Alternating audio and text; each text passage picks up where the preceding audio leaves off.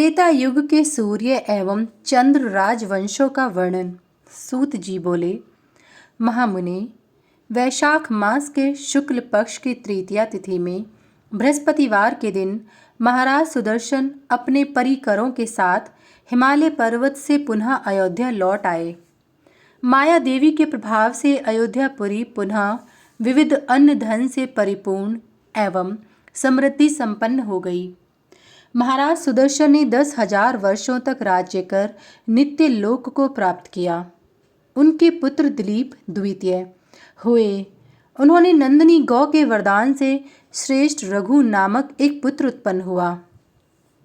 राजा दिलीप ने 10,000 वर्षों तक भली भांति राज्य किया। दिलीप के बाद पिता के ही समान महाराज रघु ने भी राज्य किया। भृगु नंदन त्रेता में ये सूर्यवंशी क्षत्रिय रघुवंशी नाम से प्रसिद्ध हुए। ब्राह्मण के वरदान से उनके अज नामक पुत्र हुआ। उन्होंने भी पिता के समान ही राज्य किया। उनके पुत्र महाराज दशरथ द्वितीय हुए। दशरथ के पुत्र रूप में भगवान विष्णु के अवतार स्वयं राम उत्पन्न हुए। उन्होंने 11,000 वर्षों तक राज्य किया। श्री राम के पुत्र कुश ने 10,000 वर्षों तक राज्य किया। कुश के पुत्र अतिथि, अतिथि के निषद, निषद के पुत्र नल हुए, जो शक्ति के परम उपासक थे। नल के पुत्र नभ, नभ के पुत्र पुंडरीक, उनके पुत्र शेमधनवा, शेमधनवा के देवानीक और देवानीक के पुत्र अहिनग तथा अहिनग के पुत्र कुरु हुए। इन्होंने त्रेता में 100 योजन विस्तार का कुरुक्षेत्र बनाया। कुरु के पुत्र पारियात्र, उनके बलस्थल, बलस्थल के पुत्र उक्त, उनके वज्रनाभि, वज्रनाभि के पुत्र शंखनाभि और उनके व्युत्तनाभि हुए। व्युत्तनाभि के पुत्र विश्वपाल और उनके स्वर्णनाभि और स्वर्णनाभि के पुत्र पुष्पसेन हुए। पुष्पसेन के पुत्र ध्रुव संधि तथा ध्रुव संधि के पुत्र अपवर्मा हुए। अपवर्मा के पुत्र शीघ्रगंता, शीघ्रगंता के पुत्र मरुपाल और उनके पुत्र प्रशुश्रुत हुए। प्रशुश्रुत के पुत्र सुसंधि हुए। उन्होंने पृथ्वी के एक छोर से दूसरे छोर तक राज्य किया। उनके पुत्र अमर्षण हुए। उन्होंने पिता के समान राज्य किया। उनके पुत्र महाश्व, महाश्व के पुत्र बृहद्वल और इनके पुत्र बृहदैशान हुए। बृहदैशान के पुत्र मुरुशेप, उनके वत्सपाल और उनके पुत्र वत्सव्यूह हुए।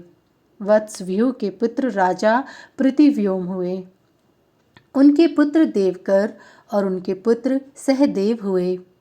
सहदेव के पुत्र बृहदश्व, उनके भानुरत्न तथा भानुरत्न के सुप्रतीक हुए। उनके मरुदेव और मरुदेव के पुत्र सुनक्षत्र हुए। सुनक्षत्र के पुत्र केशीनर, उनके पुत्र अंतरिक्ष और अंतरिक्ष के पुत्र सुवर्णांग हुए। सुवर्णांग के पुत्र अमित्रजित, उनके पुत्र बृहद्राज और बृहद्राज के पुत्र धर्मराज हुए। धर्मराज के पुत्र कृतजन्य और उनके पुत्र रणजन्य हुए। रणजन्य के पुत्र सजन्य, उनके पुत्र शाक्यवर्धन और शाक्यवर्धन के पुत्र क्रोधदान हुए। क्रोधदान के पुत्र अतुल विक्रम, उनके पुत्र प्रसेनजित और प्रसेनजित के पुत्र शूद्रक हुए। शूद्रक के पुत्र सुरथ हुए। ये सभी महाराज रघु के वंशज तथा देवी की आराधनाओं में रत रहते थे। यज्ञ याग आदि में तत्पर रहकर अंत में इन सभी राजाओं ने स्वर्गलोक प्राप्त किया। जो बुद्ध के वंशज हुए वे सब पूर्ण शुद्ध क्षत्रिय नहीं थे। त्रेता युग के तृतीय चरण के प्रारंभ से नवीनता आ गई। देवराज इंद्र ने रोहिणी पति चंद्रमा को पृथ्वी पर भेजा। चंद्रमा ने तीर्थराज प्रयाग को अपनी राजधानी बनाया। वे भगवान विष्णु तथा भगवान शिव की आराधना में तत्पर रहे।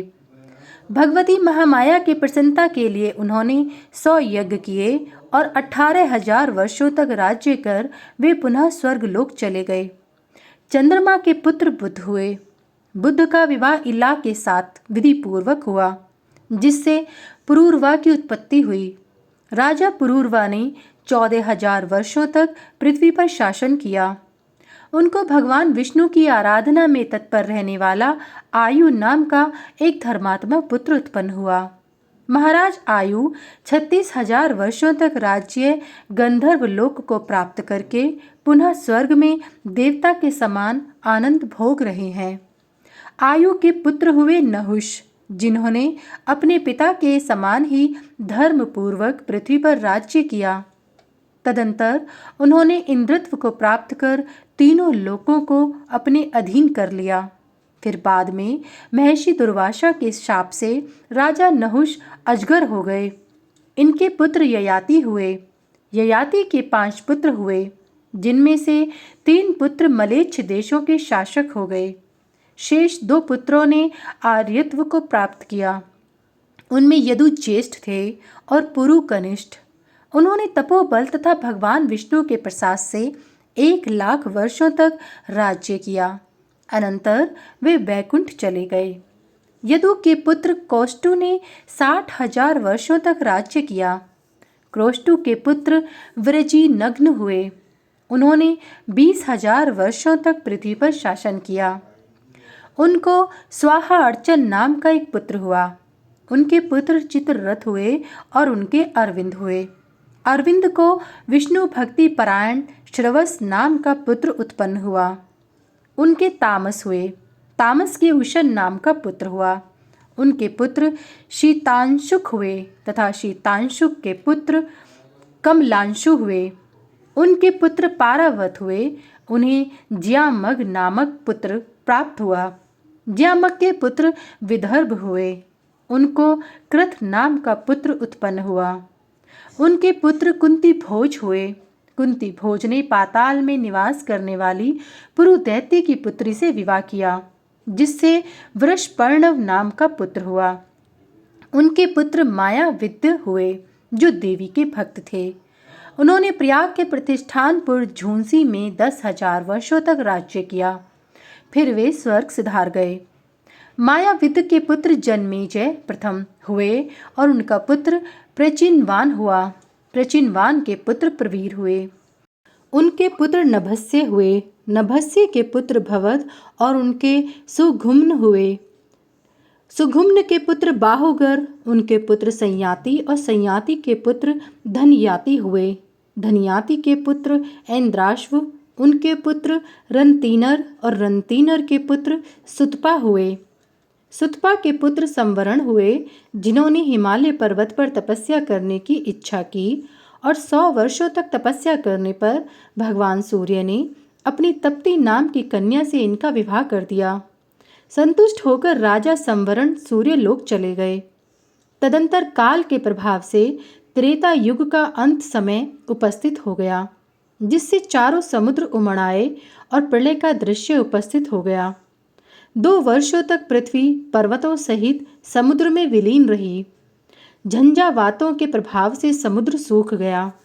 फिर महर्षि अगस्त्य के तेज से भूमि स्थलीभूत होकर दिखने लगी और 5 वर्ष के अंदर पृथ्वी वृक्ष दूर्वा आदि से संपन्न हो गई। भगवान सूर्य देव की आज्ञा से महाराज संवरण, महारानी तप्ती, महर्षि वशिष्ठ और तीनों वर्णों के लोगों के साथ पुनः पृथ्वी पर आ गए।